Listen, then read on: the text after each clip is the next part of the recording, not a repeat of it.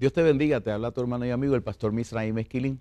Hoy tengo la oportunidad de llegar hasta donde te encuentras, acompañado de una batería de amigos que dentro de unos minutos te voy a presentar. Y nuestro propósito en esta ocasión es poder dialogar acerca de uno de los eventos más importantes para cualquier creyente en Cristo Jesús. Esas últimas horas, los últimos días de Jesús previo al Calvario, pero particularmente las últimas horas antes de llegar a la cruz. La razón por la que queremos hacer esto es porque necesitamos asegurarnos de que podamos entender de manera interdisciplinaria qué es lo que sucede con nuestro Señor en ese proceso de muerte y resurrección, para poder así validar no solamente lo que la palabra enseña, sino la fe que nosotros tenemos de que Él de verdad murió por nosotros en la cruz del Calvario, al tercer día resucitó de entre los muertos y vive y reina por los siglos de los siglos. Y hay que ponerle el colorario. Está preparado, listo para venir a buscar a su pueblo y creemos que va a ser dentro de muy poco tiempo.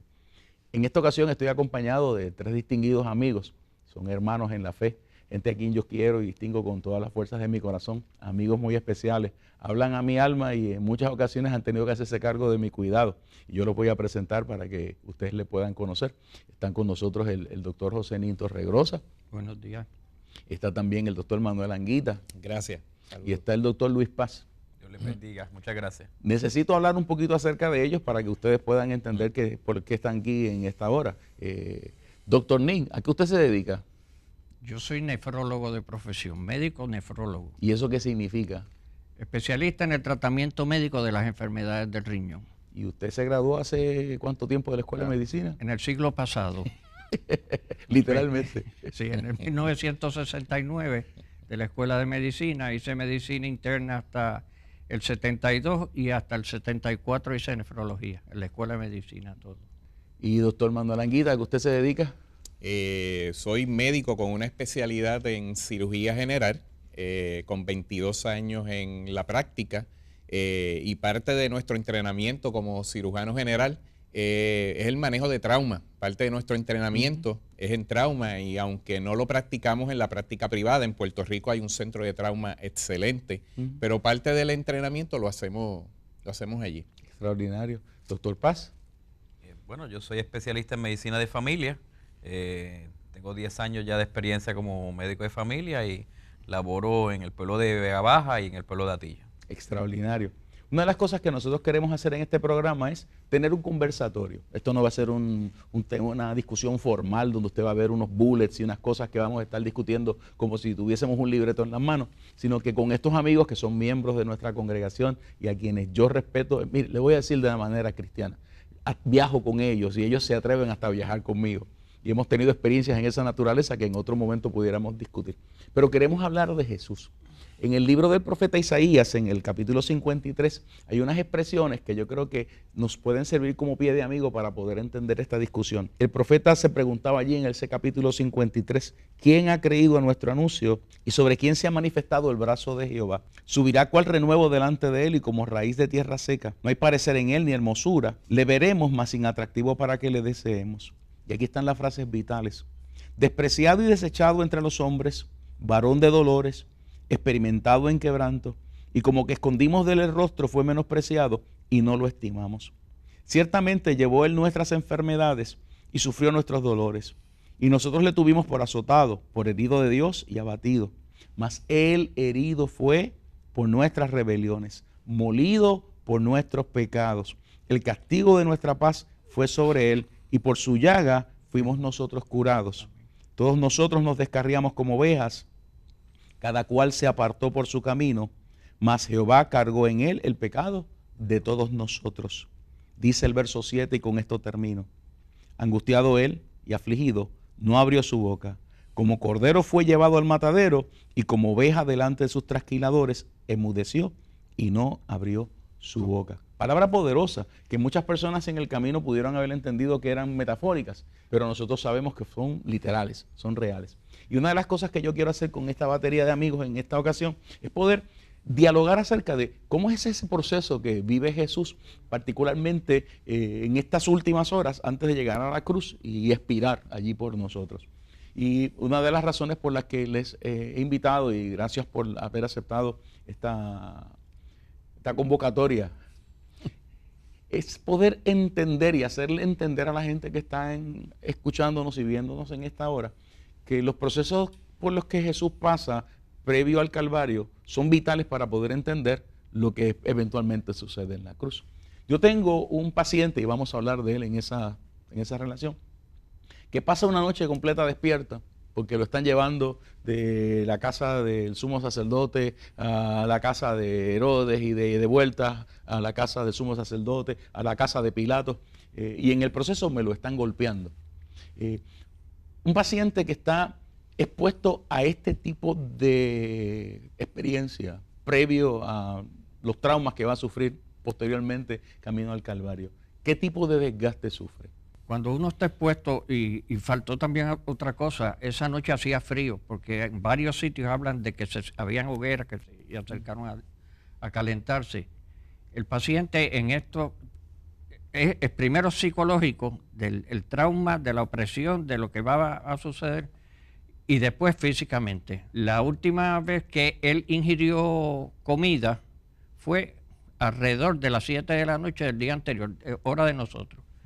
Así que pasa toda una noche sin ingerir líquidos, sin ingerir comida, caminando de sitio en sitio, golpeándolo porque no lo estaban tratando bien, y la mayoría de los golpes que recibe él los recibe de parte de un alguacil que ellos utilizan como símbolo de autoridad.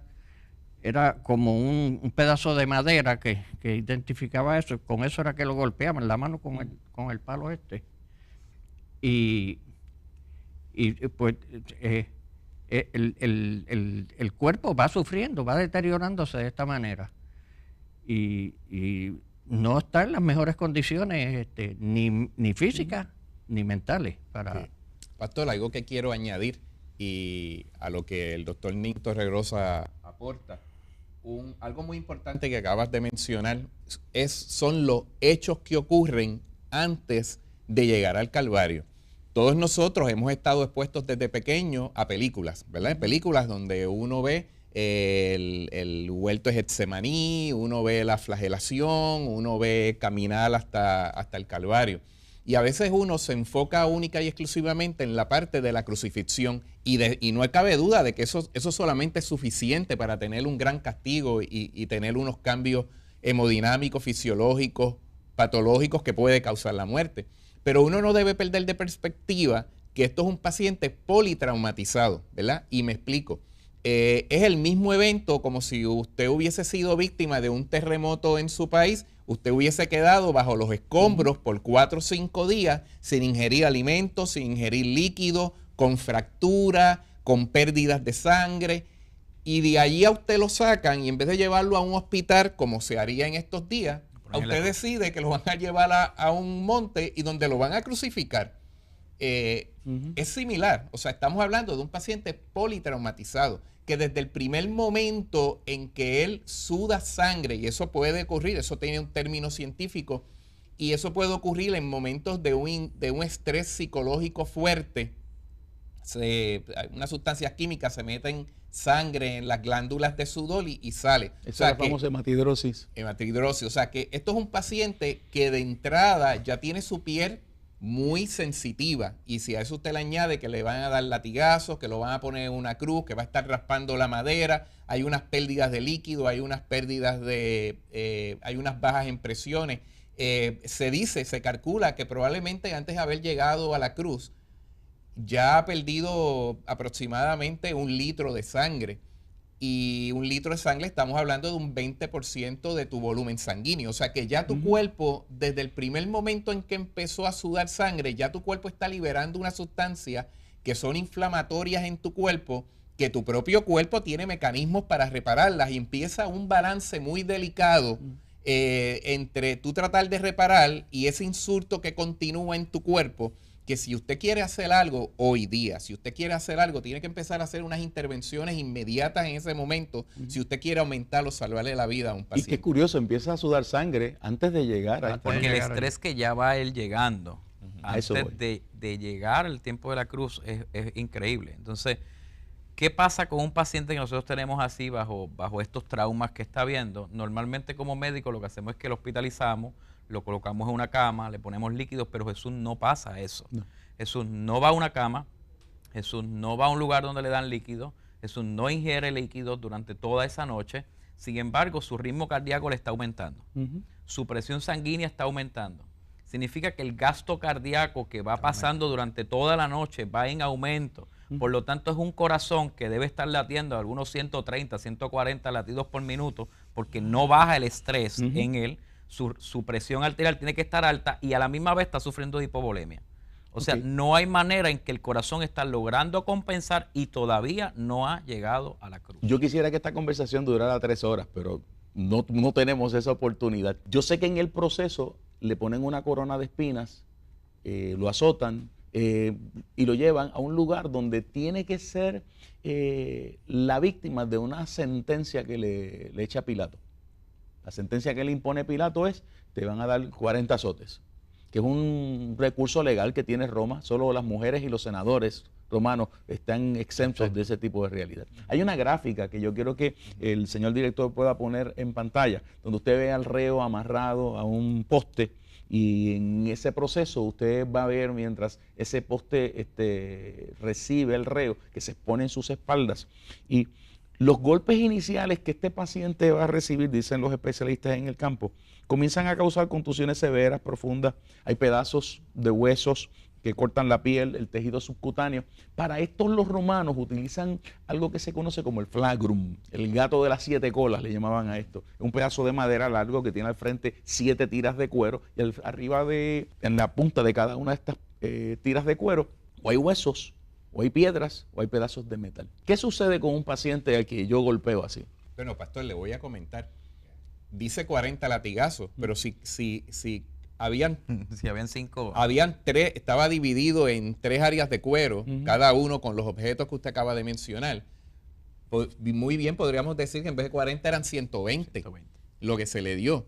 O sea, y si son 7 son 280. O sea que tenemos un paciente que ya hablamos que sudó sangre, que su piel está muy sensible, que el ritmo cardíaco está aumentando. El ritmo cardíaco está aumentando, usted le está aumentando ese trauma con los latigazos, hay exposición, la piel sirve como una protección para que el líquido que usted tiene en su cuerpo, somos 70%, ¿verdad? Nuestro peso puede ser líquido, queda expuesto. O sea, que hay unas evaporizaciones de líquido, que eso aumenta aún más la pérdida de sangre y la pérdida de líquido. El riñón se va a trancar como un mecanismo de tratar de compensar ese líquido. A eso usted le puede sumar la exposición de músculos, nervios, los dolores muy terribles. Eso pues activa otra serie de hormonas en el cuerpo. Y tengo al paciente ya comprometido previamente, como ustedes bien han dicho, por el estrés que lleva encima, y de momento me encuentro que todos los tejidos subcutáneos en su espalda están expuestos. Posibilidad de infección. Hay una serie de cosas que yo quisiera añadir. Lo primero es que no necesariamente eran 40 latigazos. Él va a ser castigado por soldados romanos que no tenían ningún límite. Le llamaban los lictors. Sí. Al otro día, era un día de fiesta, y los soldados romanos, cuando castigaban a alguien a latigazos, si mataban a la víctima, no tenían ningún problema. Y muchos hacían eso, para evitarse al otro día llevarlo a crucificarlo. Así es que esas 2 cosas muchas veces no se consideran. Lo otro es que se ha descrito flagelaciones antes en libros históricos, y mencionan que había exposición de músculos, exposición de vísceras, o sea que se abría la cavidad abdominal y salía el intestino, explotaban los ojos, se le rompían los dientes en la mandíbula. La presión que está haciendo.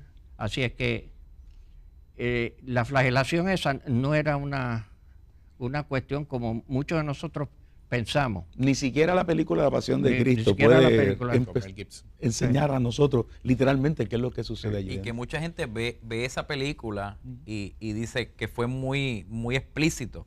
Eso no llega al punto de lo que realmente pasaba, porque es una exposición completa donde aún las costillas se pueden ver, hay partes los músculos salen completos del área, y tenemos que recordar que desde esa perspectiva es la protección que tiene el ser humano.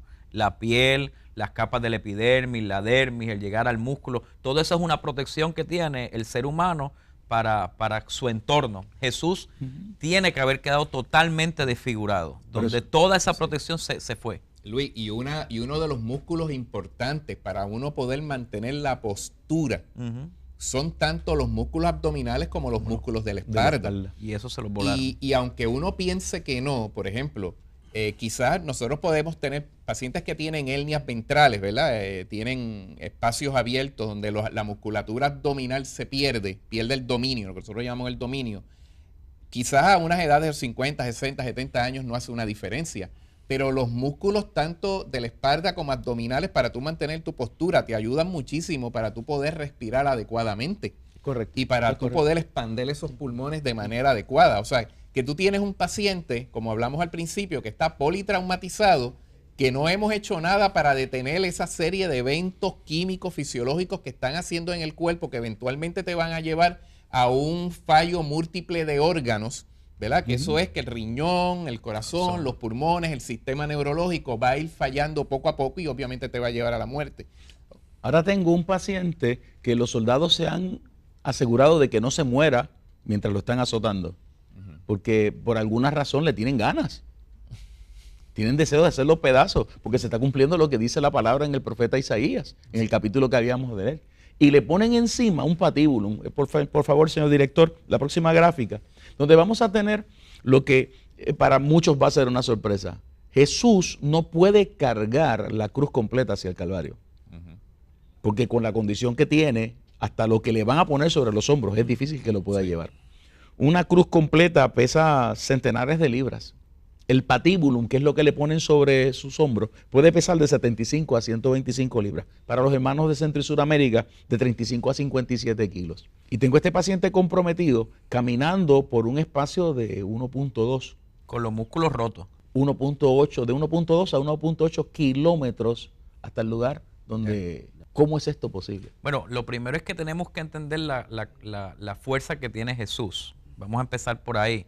Jesús es un hombre que lleva 3 años caminando por todas las áreas de Galilea, por todas las áreas de Nazaret, por todo Jerusalén, y sube, baja. Aquí no había carros, aquí no había que te montaran un carro y te llevaron a predicar al otro. Él constantemente tiene que tener una contexción física fuerte. Así que nosotros vamos viendo un hombre de una fortaleza muy, muy capacitado para poder caminar largas distancias, que a mitad de camino se cae, pierde fuerza. Lo que nos está diciendo es que una persona con toda la fuerza que él podía tener, ya ha sido tan maltratado su físico, donde pierde todas las fuerzas, que un entrenamiento que ha tenido por 3 años ya no es suficiente y termina cayendo. Dice el texto en Juan 19, los versos del 17 al 18, y él cargando su cruz salió al lugar llamado de la Calavera, y en hebreo Gólgota. Es para cumplir lo que dice la carta a los hebreos, él padece fuera de la ciudad. Es interesante que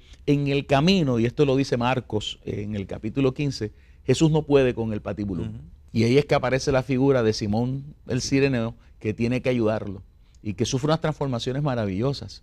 Porque de Simón de Cirene no sabemos hasta ese momento, y después que desaparece del escenario de la cruz, lo único que sabemos es que sus hijos le están sirviendo al Señor. Amén. Y que la esposa de Simón se convirtió en como una madre adoptiva para el apóstol Pablo. Y tenemos que especular con el corazón en las manos, que es que nadie puede acercarse a tocar la sangre de Cristo y ser tocado por la sangre de Cristo sin ser transformado. Y dejó de ser simplemente un accidente en camino al Calvario para convertirse en una de las figuras centrales de la proclamación de la fe. Y fue un contacto con la sangre de Cristo, no en las mejores circunstancias, en unas circunstancias adversas, donde quizás no era algo que me estaba afectando a mí directamente, pero algo en lo que yo estaba envuelto. Y eso pues tiene una aplicación grandísima. Poderoso, poderoso. Tenemos que llevar al paciente al Calvario. Y en la próxima gráfica, señor director, por favor, vamos a ver una gráfica estas gráficas fueron provistas por hermanos en la Clínica Mayo, fueron preparadas ya desde 1985. Desde ese tiempo están con nosotros. Y vamos a ver la gráfica de los clavos que se utilizan para poder atravesar las manos de Jesús. Y lo que van a ver en pantalla es las descripciones de los flexores, los nervios que esto tiene que atravesar. Vea el televidente, que son clavos que miden de 5 a 7 pulgadas, o sea, de 13 a 18 centímetros aproximadamente, y que con toda probabilidad, siguiendo el rigor, tienen que haber sido puestos no en las manos, sino en la muñeca, en esa área. ¿Qué sucede con un paciente a quien yo estoy clavando así a un madero?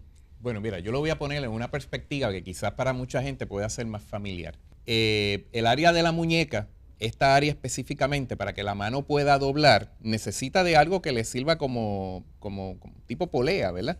Y ahí hay se llama una fascia, un retináculo, ¿verdad? Que es lo que hace que uno pueda doblar y los tendones pasan. Por ahí va pasando un nervio, que es el nervio mediano. El nervio mediano, para que muchos de nosotros podemos familiarizarnos, es el que se afecta cuando uno tiene el síndrome del túnel carpal, ¿verdad? Y yo creo que si alguien no lo ha sufrido, conoce a alguien que ha sufrido el síndrome del túnel carpal. Y eso realmente produce unos dolores muy fuertes, despierta a la gente de noche, inclusive puede llegar a una incapacidad a largo plazo.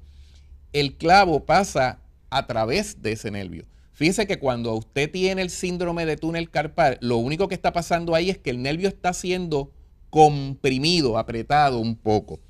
Aquí es un clavo que le está pasando.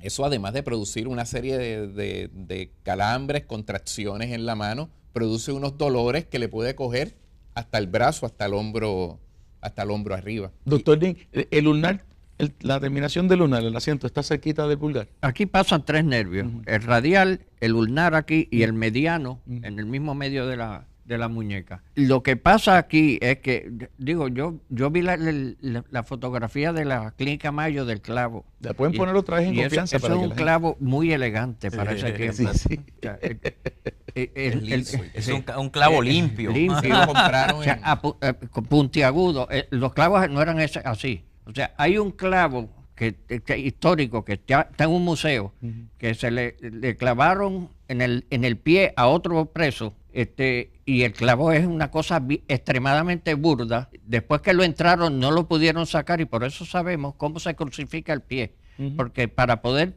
llevar al reo a sepultarlo, partieron el clavo, partieron la cruz y lo sepultaron con todo eso, porque no pudieron sacar el clavo.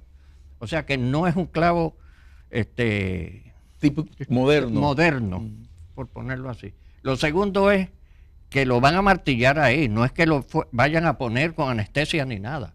Se martilla ahí y a ellos no les interesa ponerlo anatómicamente perfecto. O sea que el daño que vayan a hacer, lo van a hacer sin que tengan ellos ningún cuidado. Hay partículas rompiéndose por todos lados. O sea que tengo un paciente que, además de sufrir el estrés y haber perdido ya una cantidad de sangre, está sufriendo dolores intencionales.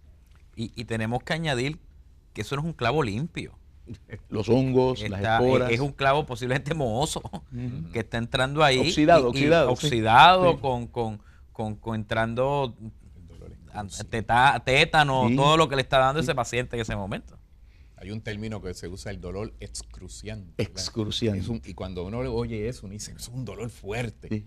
Es un dolor en la cruz. Un dolor excruciante, extraordinario. En la próxima gráfica vamos a ver lo que sucede con sus pies.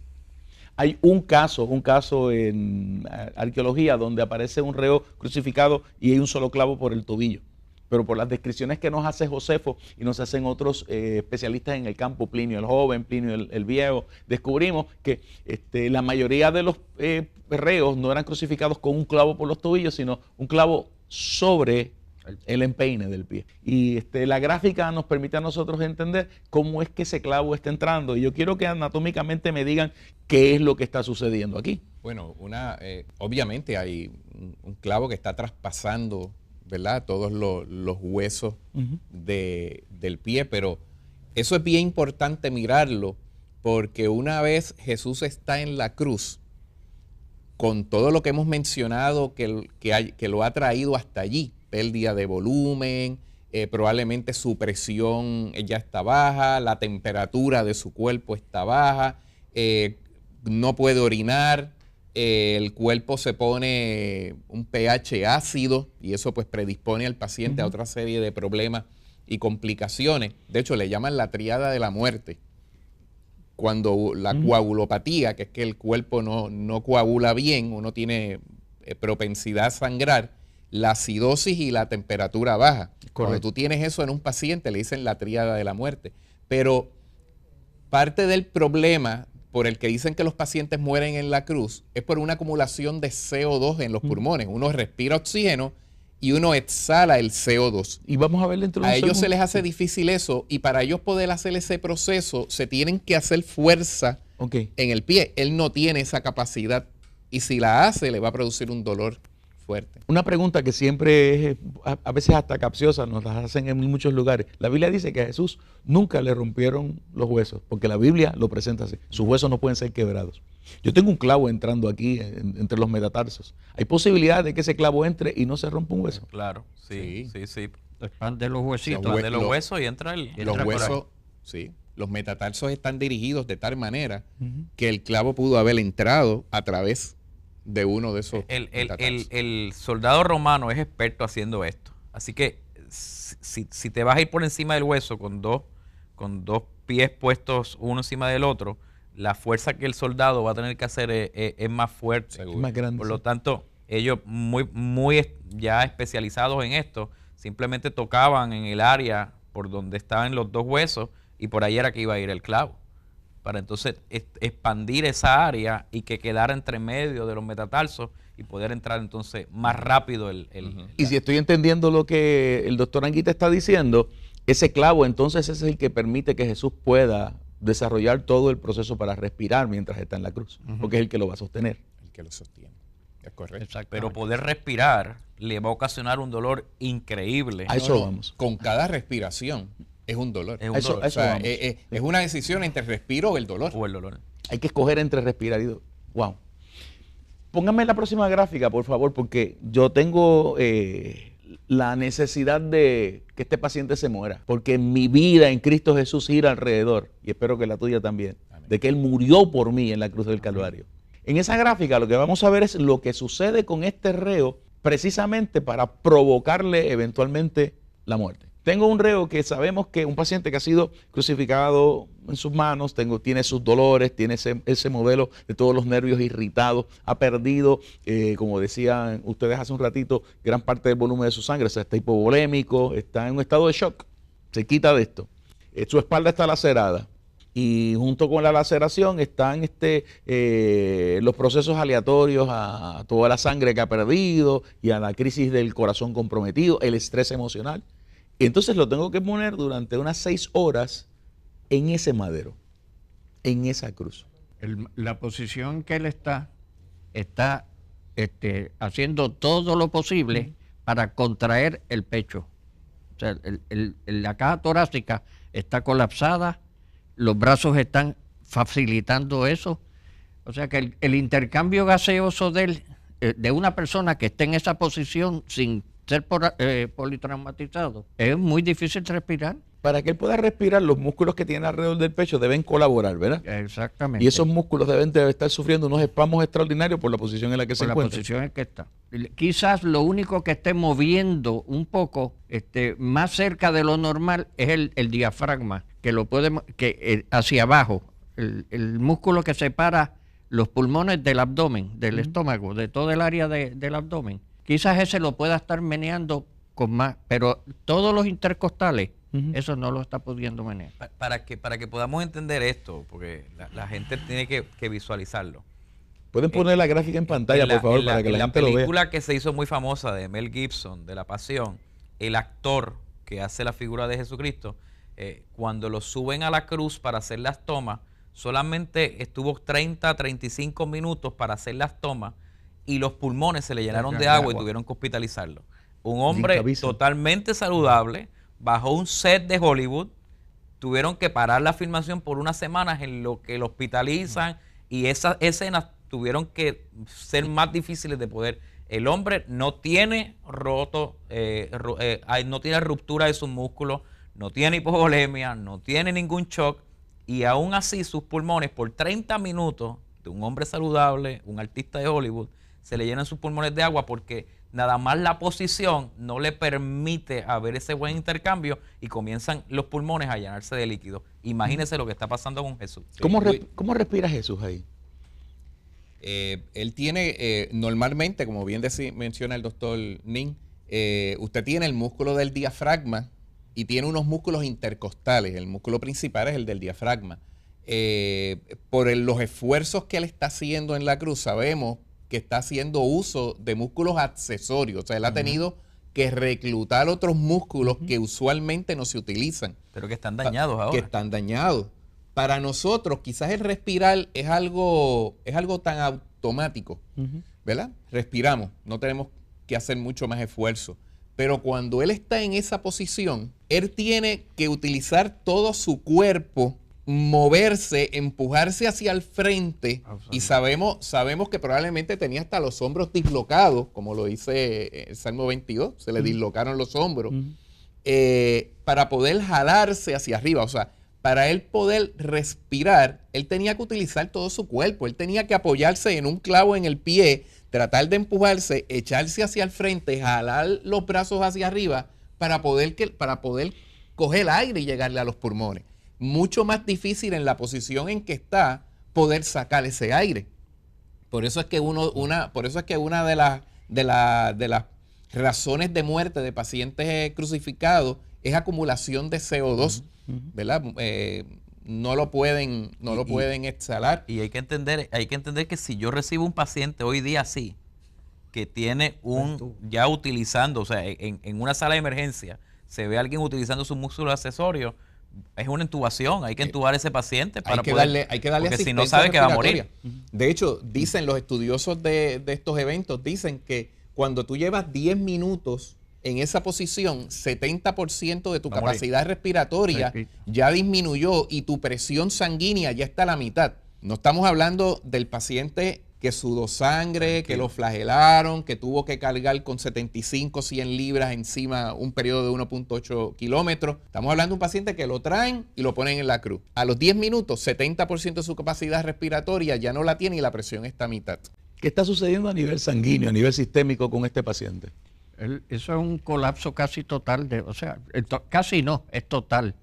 O sea, el problema aquí es un corazón tratando de bombear sangre cuando no hay volumen suficiente y una serie de terminales nerviosos tratando de restituir presión, unos riñones que están tratando de aumentar la presión. O sea, la cantidad de hormonas que el cuerpo segrega para tratar de defender el paciente, en este paciente lo que está haciendo es más daño, porque le aumenta el pulso, el ritmo cardíaco, no está compensando como es debido. Sin hablar con las descompensaciones con el ATP, el pH de su sangre. Es importante ver que dentro del ambiente de la medicina hay 3 tipos de shock que pueden llevar a la muerte de personas. Y cuando hablamos de choque, que tengas hipotensión, que tengas hipovolemia, que tengas fiebre o que tengas temperatura baja. Este paciente que desarrolla uno tipo de shock,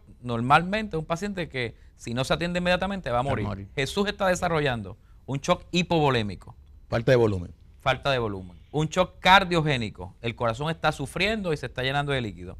Y un shock séptico, porque es un hombre que se le ha destruido, hermano, no son látigos que están limpios, que lo llevaron allí y lo latigaron. Son látigos que la noche antes estaba todo lleno, todo sucio, se llenaron de bacterias todas esas heridas, él está comenzando a tener un shock séptico, todo lleno de bacterias, lo cual significa que tiene los 3 peores shocks que nosotros tenemos que bregar como médicos, todos allí sin ninguna atención médica. O sea que si le tomo temperatura puedo tener un paciente con fiebre para que los hermanos puedan entender, entre otras cosas. O puede tener fiebre o puede tener hipotermia. O puede tener hipotermia. Y si la temperatura en el lugar y él completamente desprovisto, la piel te ayuda a termorregular tus temperaturas en tu cuerpo, él lo tiene. A eso le tenemos que sumar también que con mucha probabilidad las respiraciones que él tenía que estar teniendo en la cruz tenían que ser cortitas y rápidas.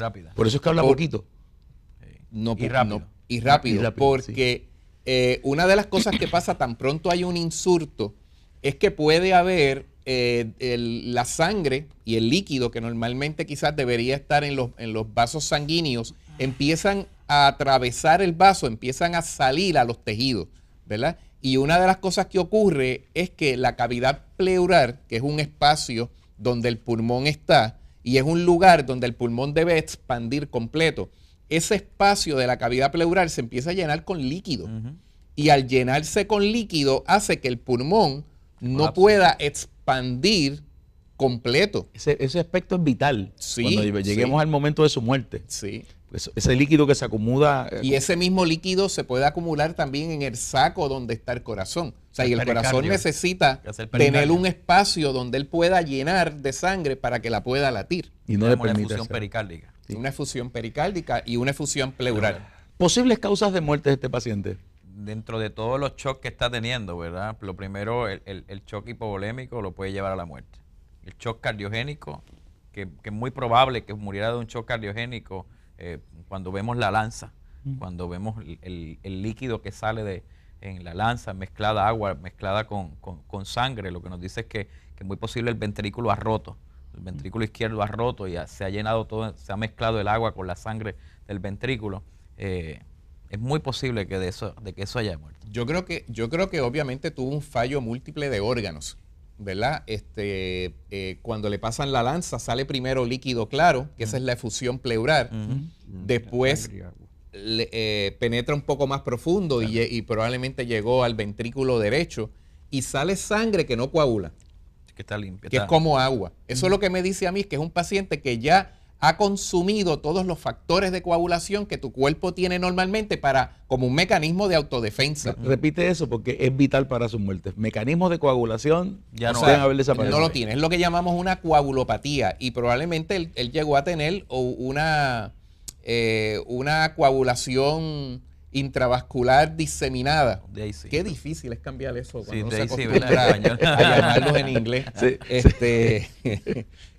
O sea, son pacientes, normalmente el cuerpo tiene un balance en que la sangre no está muy agua, si queremos llamarlo de esa manera, o muy espesa, ¿verdad? Que forma coágulo. Hay un mecanismo, papito Dios hizo el cuerpo de esa manera, y hay diferentes condiciones o medicamentos. Cuando usted toma algún tipo de anticoagulante, el que sea, pues trata de poner la sangre por unas indicaciones y razones médicas. Pero pueden haber insultos, traumas, enfermedades en el cuerpo que pueden llevar a eso. Y el problema es que cuando usted tiene, como bien menciona Luis, probablemente ya andabas en un shock hipovolémico, un shock séptico por las infecciones que debiste haber tenido y bacterias corriendo en tu sangre. A eso probablemente le suma una coagulopatía. Eso es eventualmente. Está viendo un fallo múltiple de órganos. Esto es cuestión de tiempo. Doctor Ning, la posibilidad de un edema pulmonar agudo. No, él lo tenía. Hay unos. La guerra de Vietnam fue un desastre para la humanidad, excepto para la medicina. A pesar de que los médicos, o sea, el personal médico que llegaba allí en 15 minutos era herido o moría. Pero se descubrió algo, que en el politraumatizado, el edema pulmonar puede ser entre 30 y 45 minutos después de haber sufrido eso. O sea, y se llama shock lung. Cristo tenía que tener un shock lung. Porque la manera en que fue castigado y de la manera que él se empieza a comportar, a pesar de cuando él va caminando hacia el Gólgota, él habla extensamente, habla a las mujeres de Jerusalén. Y le da discurso. Da discurso. Cuando llega a la cruz empieza a hablar más pausadamente. Frases cortas. Y cuando las últimas tres, por decirlo así, las últimas tres palabras de él, dice a gran voz. Y esa es de la manera en que un paciente que está en edema pulmonar puede hablar. Gritando. O sea, el que ha tenido un paciente en edema pulmonar sabe que cuando le dice, doctor, ayúdeme, es como un grito. Y lo que dice es 2 o 3 palabras. Yo me tiré ahí y dije que era edema pulmonar. ¿Qué es un edema pulmonar? Es cuando los pulmones se van llenando de líquido, o el corazón no logra contraer bien, no hay un buen intercambio de lo que son los gases, la sangre. La sangre es un 70% agua, se sale el agua de la sangre tratando de llegar a los tejidos y en la cavidad pleural, que es la cavidad de los pulmones, comienzan a llenarse todos de agua hasta que no hay capacidad en los alveolos de poder entrar aire y haber el intercambio, sino que solo todo está lleno de líquido. Síndrome agudo de distrés respiratorio. Ese es el nombre. Un ARDS. Y el tratamiento, es que hay que enfatizar, el tratamiento es entubar el paciente, que un ventilador respire en lo que podemos sacar ese líquido. Jesús, no existen los ventiladores en ese momento, no hay manera de sacar a ese paciente para entubarlo y que alguien respire porque no lo hay. O sea, Jesús tiene que haber muerto en la cruz del Calvario. Y encima de esto tenemos que ese paciente durante todo este tiempo, los dolores que han sufrido pasaron de excruciantes, porque para respirar su espalda tiene que raspar sin ese madero sin tener espalda. Yo leía un análisis forense que preparó una doctora japonesa de apellido Suzuki, donde ella analiza la muerte de personas que mueren por traumas similares a los de Jesús. Ella tiene, en Asia esto se practica, por desgracia, más de lo que nosotros pensamos. Y entre todos los pacientes que ella ya post-mortem empieza a analizar, se da cuenta de que se repite un trombo vegetativo que corre y llega hasta el atrio, el ventrículo izquierdo, y rompe esa pared. A mí me llamó mucho la atención porque la manera como ella describe esto, ella dice que una de las cosas que uno ve es que, como bien decía el doctor Anguita, se ha acumulado líquido en la cavidad pleural. Y en el momento en que el corazón se rompe, la sangre que no se ha podido coagular se mezcla ahí dentro. Y la manera en que uno puede distinguirlo es porque uno puede ver agua con esa sangre. La Biblia nos dice que cuando van a romperle las rodillas a todos los reos que están crucificados con Jesús, una cosa que es básica para el lictor romano, lo tienen que romper las rodillas porque es la manera en que pueden evitar que ellos sigan respirando. Las rodillas están rotas, no me puedo seguir impulsando y muero asfixiado. Llegaron donde Jesús y no tuvieron que hacerlo porque sabían que estaba muerto. El lictor romano, que es especialista en asesinar, es un asesino profesional que Roma prepara para esto. Recuerden que la crucifixión no es otra cosa que Roma imponiendo su autoridad. Roma está diciendo, nosotros mandamos y esta es la forma en que nosotros establecemos nuestra pax romana. Para aquellos que quieren notas al respecto, cuando se dan las revueltas más fuertes entre los esclavos y gladiadores en Roma que huyen y le crean un conflicto bien grande al imperio, el imperio decidió crucificar 10.000 de ellos y ponerlos uno al lado de otro hasta llegar a Roma, a la capital, para que todo el mundo que llegara a la capital viera la autoridad que tiene Roma.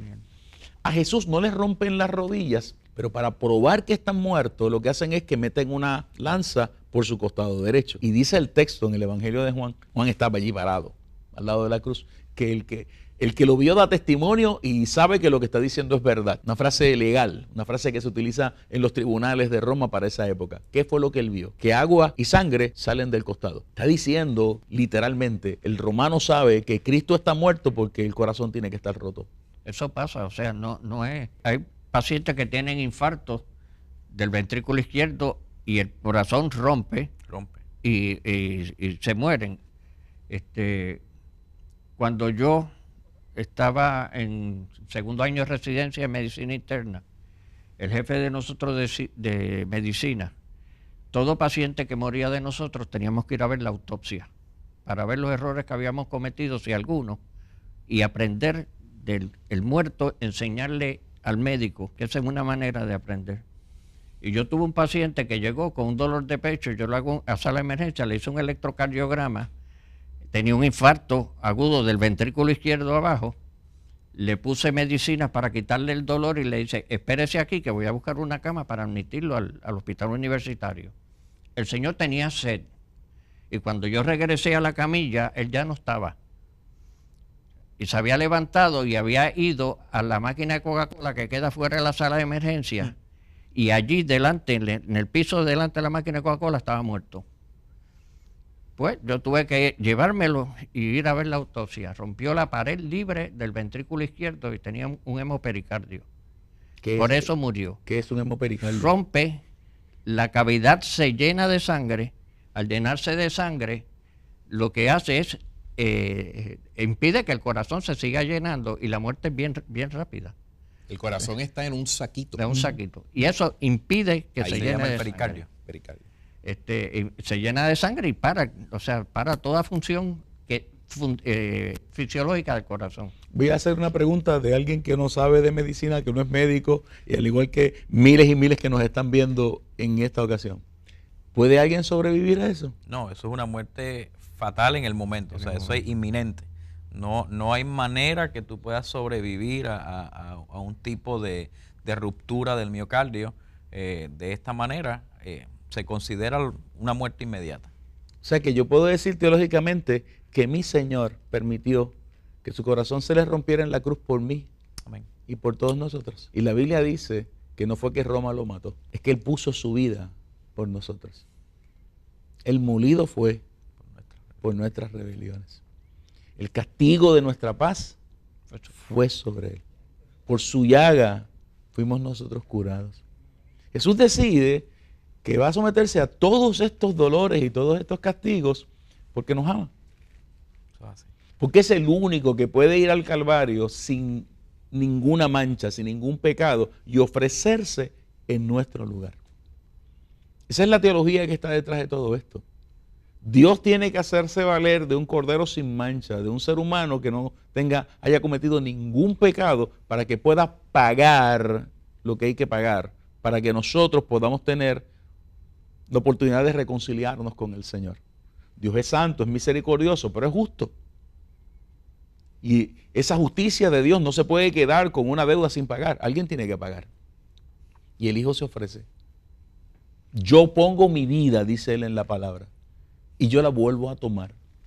Y en la experiencia poderosa de ver a este paciente sufrir todos estos dolores que los ha anunciado, tenemos la oportunidad de verle llegar a la cruz y abrir sus brazos con una espalda hecha a pedazos, con unos músculos que algunos ya no están, otros que están gritando, con todos sus sistemas comprometidos, sufriendo toda clase de shock que lo puede llevar a la muerte.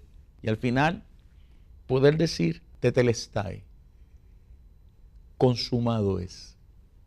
Lo que yo venía a hacer aquí, ya lo hice.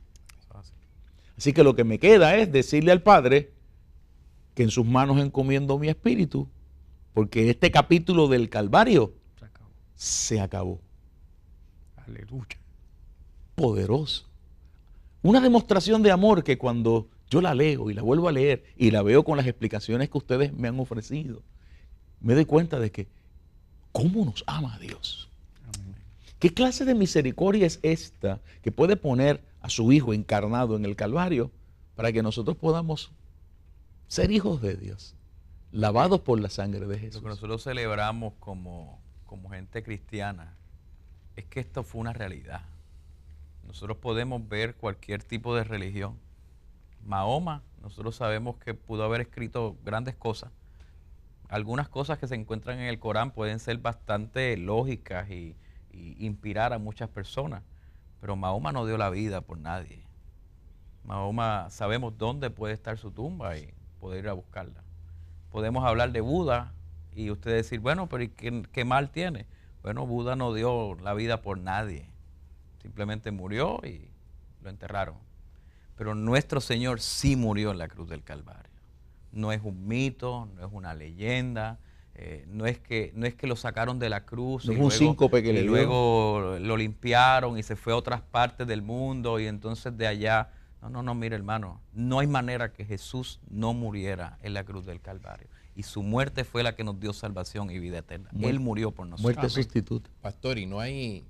Cuando uno mira todas estas cosas y uno las repasa y cada vez que a uno le toca repasarlas para poder venir aquí y compartirlas con ustedes, uno sigue encontrando otras cosas y cuando uno termina, a uno no le queda otra opción que de manera humilde, uno tiene que bajar la cabeza. Uno tiene que bajar la cabeza ante tal sacrificio. No puede haber mayor sacrificio desde el punto de vista humano que un ser humano pueda pasar desde el punto de vista médico por todas las condiciones que puede pasar un paciente politraumatizado. No hay sacrificio humano que pueda lograr eso. Yo cuando miro estas cosas, hay dos cosas que siempre me han llamado la atención. Cuando él le dice al Padre, si no sea mi voluntad, sea la tuya. Eso trajo paz. Eso le trajo paz. No lo libró del Calvario, pero le trajo paz en el proceso. Y en la época de Jesús, la cruz era sentencia de muerte. Y sin embargo, hoy día tú y yo la miramos y la miramos con ensueño. Marca de redención. Y la miramos con paz y la llevamos con orgullo porque alguien la tocó.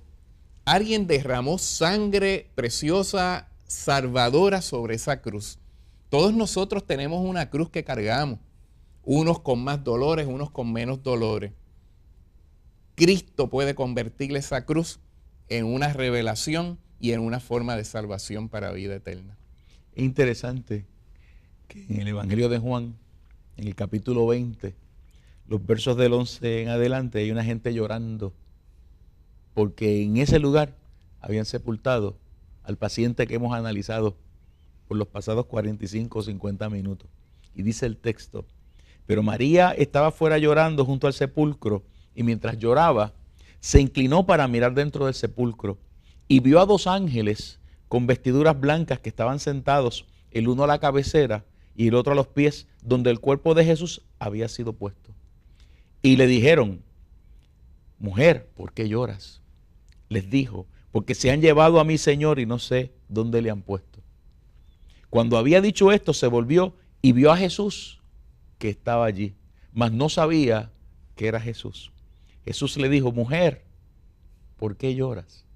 La misma pregunta que hacen los ángeles, pero ahora la formula el Señor de la vida. ¿A quién buscas? Ella pensando que era el hortelano. La gente que cree que Jesús está muerto, cuando ven a Jesús, lo ven como alguien que adorna cementerios. Que lo que sirve es para hermosear los funerales. Porque el que no cree que Jesús está vivo, no tiene esperanza de vida. Amén. Ella le dice, pensando que era el hortelano: Señor, si tú lo has llevado, dime dónde lo has puesto y yo lo llevaré. Y basta que él diga algo. Jesús le dijo: María. Volviéndose a ella, ella le dice: Raboni, que quiere decir maestro. Jesús le dijo: no me toques, porque aún no he subido a mi Padre, mas ve a mis hermanos y diles: subo a mi Padre y a vuestro Padre, a mi Dios y a vuestro Dios. Fue entonces María Magdalena para dar a los discípulos las nuevas de que había visto al Señor y que Él había dicho estas cosas. El paciente resucitó. Amén. El paciente se levantó de entre los muertos. Y entonces tenemos una escena que pudo haber terminado como una experiencia de tristeza y de fracaso, aún con la demostración de amor, porque murió por nosotros. Qué amor más grande este. Pero sella la experiencia venciendo algo que ninguno de nosotros, con toda la capacidad que podamos tener, puede vencer: la misma muerte. Y es por eso que nosotros lo llamamos Señor y Cristo, porque al tercer día se levantó de entre los muertos y vive y reina por los siglos de los siglos. Y lo más hermoso, como decía al principio de este programa, está listo para venir a buscar a aquellos que aceptan que Él es el Señor y Salvador de su vida. ¿Cómo ha afectado esa experiencia a tu vida, doctor Nin? ¿Cómo ha afectado conocer a Jesús? El día que yo conocí al Señor, yo estuve llorando 8 horas corridas. Yo no sabía por qué yo estaba llorando. Yo llegué a la oficina, me senté en la oficina, eran las 10 de la mañana, y tenía la necesidad de llamar a alguien que hacía años yo no hablaba con esa persona y no la conseguía. Y cuando yo llamaba a la oficina de esa persona, que él era el Chief Executive Officer de esa compañía americana, decían que no trabajaba allí. Así que yo resolví llamar a la esposa que trabajaba en alguna de las farmacéuticas de Sidra. Y yo le dije a la secretaria: tu misión es esta. A las 11 de la mañana la consiguió. Y yo le dije: Lucy, yo no sé por qué, pero yo tengo que hablar contigo hoy.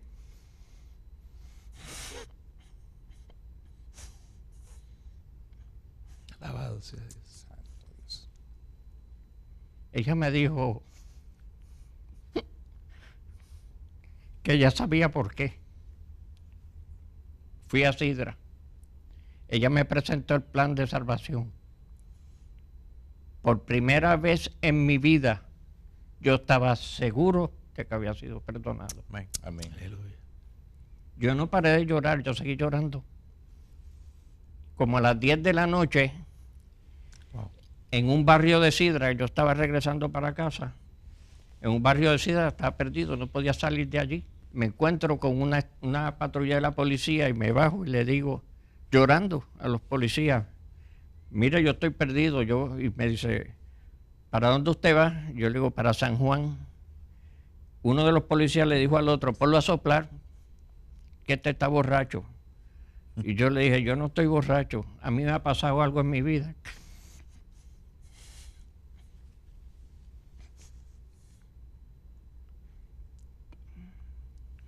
Me dieron la dirección y llegué a casa, como a las 4 de la mañana.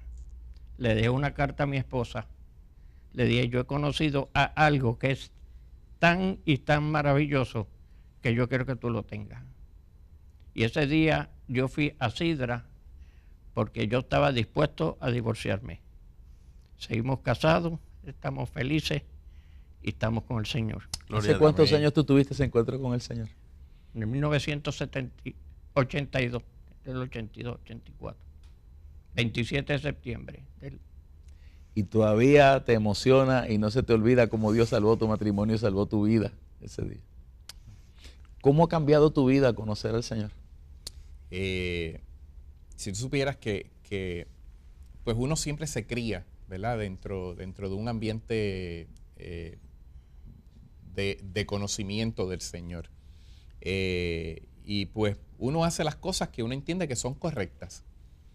Pero, y pues yo me crié en la Iglesia Católica, aprendí mis primeros pasos en la Iglesia Católica, mis catecismos, uno aprende lo que es el fundamento, ¿verdad? de Cristo.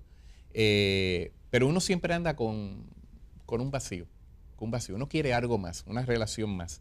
Y pues Dios me lleva a la experiencia de llevar un ser humano al hospital para que yo pudiera tener una interacción con él. Necesitaba de una intervención quirúrgica y a través de esa persona yo sentí un toque personal del Señor.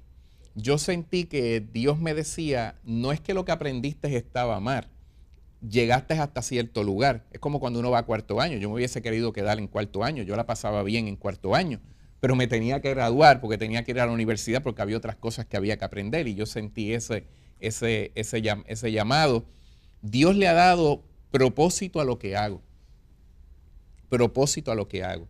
Nuestra profesión es una profesión de muchos retos, de mucho estrés y en estos tiempos mucho más. Y agotan. Y a veces uno se olvida de la razón por la cual uno está aquí. Y Cristo le dio un sentido a mi vida para eso. Poderoso. Amén. Te encontró Jesús a través de un paciente. Ese es el paciente que más seguimiento yo le he dado en mi vida. Es mi papá, el reverendo Jacinto Esquinín, él lo operó. Este es el médico que operó a tu papá. Tiene uno al lado que hay que seguir hasta la eternidad. Sí. Luis, ¿tú quieres orar por nosotros y darle gracias a Dios por esta experiencia que hemos tenido durante este día? Es un privilegio el poder servir al Señor. Hoy, Señor, te adoramos, te exaltamos, porque dentro de nuestras profesiones, nuestros ambientes de trabajo, Señor, nuestra familia, se ha levantado el Cristo de la gloria. Amén. Y hoy podemos, Señor, decirte ante la cruz, vamos a servirte hasta el final, Señor. Hoy, Señor, toda esta audiencia que ora con nosotros, en todo Puerto Rico, Latinoamérica y el mundo entero, hoy doblamos nuestras rodillas ante el Rey de Reyes y Señor de Señores. Ponemos nuestras vidas, profesiones, familia, pues delante de ti solamente hay un nombre que es sobre todo nombre, el Hijo de Dios, Jesucristo. Señor, hoy nos rendimos, dedicamos nuestras vidas, dedicamos nuestra familia, dedicamos nuestros países a ti, Señor, y declaramos en este tiempo, solo tú serás Rey de Reyes y Señor de Señores. Amén. Oramos, Padre, por cada uno de los que ven este programa, que tu bendición sea sobre de ellos, en el nombre de Jesús. Amén. Amén. Gracias, Dios. Gracias, compañeros. Amén. Gracias por esta oportunidad. Que el Señor les bendiga y gracias por atendernos.